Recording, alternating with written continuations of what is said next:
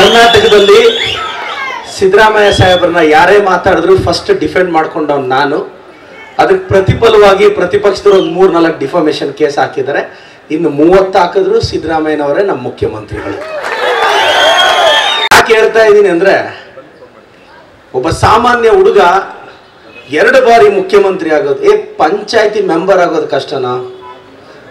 ಪಂಚಾಯತಿ member ಆಗೋದು ಕಷ್ಟ ಅಂತ ಅದ್ರಲ್ಲಿ 15 ಬಡ್ಜೆಟ್, 2 ಸಲ ಮುಖ್ಯಮಂತ್ರಿ ಆಗ್ತಾರೆ. ನಾನು ಮೈಸೂರಲ್ಲಿ ಸಾಹೇಬ್ರನ್ನ ಭೇಟಿ ಮಾಡಕ್ಕೆ ಹೋಗಿದ್ದೆ. ಅವತ್ತು ಅವ್ರ ಮನೆಗೆ ಹೋದೆ ನಾನು.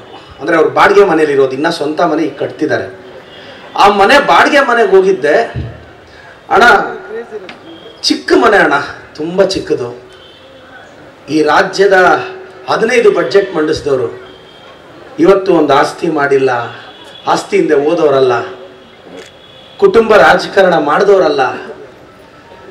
ಇವತ್ತು ಸಿದ್ದರಾಮಯ್ಯ ಸಾಹೇಬರು ಶ್ರೀಮತಿಯವ್ರನ್ನ ನಾವ್ಯಾರು ನೋಡಕ್ ಸಾಧ್ಯನೇ ಇಲ್ಲ. ಕುಟುಂಬನ ಅವ್ರು ಮೇನ್ ಸ್ಟ್ರೀಮ್ಗೆ ತರಲಿಲ್ಲ. ಆದರೆ ಅವ್ರ ಬಗ್ಗೆ ಇಲ್ಲ ಸಲ್ಲದ ಆರೋಪ ಮಾಡಿ ಇದು ಮಾಡಿದ್ರು. ನಾವೆಲ್ಲರೂ ಸಿದ್ದರಾಮಯ್ಯ ಸಾಹೇಬ್ರ ಜೊತೆ ಇದ್ದೀವಿ. ನಾವು ಅನ್ಕೊಂಡ್ವಿ, ಅಣ್ಣ ಇವತ್ತೊಬ್ಬ ನಗರಸಭೆ ಮೆಂಬರ್ ಇದ್ದಾನೆ ನೋಡಿ ಮನೆ, ಆ ಮನೆಯಲ್ಲಿ ಅರ್ಧ ಇಲ್ಲ ನಮ್ಮ ಸಿದ್ದರಾಮಯ್ಯ ಸಾಹೇಬ್ರ ಮನೆ. ಅದು ಅವರ ಪ್ರಾಮಾಣಿಕತೆ, 40 ವರ್ಷದ ರಾಜಕಾರಣ. ಅದು ಸಮುದಾಯದಲ್ಲಿ ಹುಟ್ಟಿದ್ದಾನೆ ಅಂತ ಅನ್ನೋದೇ ಗ್ರೇಟು ಸರ್.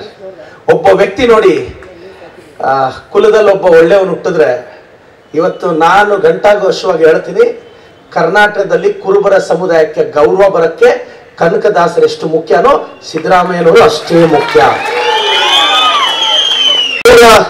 ನೇರವಂತಿಕೆ ಯಾರಿಗೂ ಎದುರಲ್ಲ. ಅವರು 2ನೇ ಬಾರಿ ಮುಖ್ಯಮಂತ್ರಿಗಳಾಗಿದ್ದಾರೆ. ಅವರೇ ನಮ್ಮ ಮುಖ್ಯಮಂತ್ರಿಗಳಾಗಿರ್ತಾರೆ.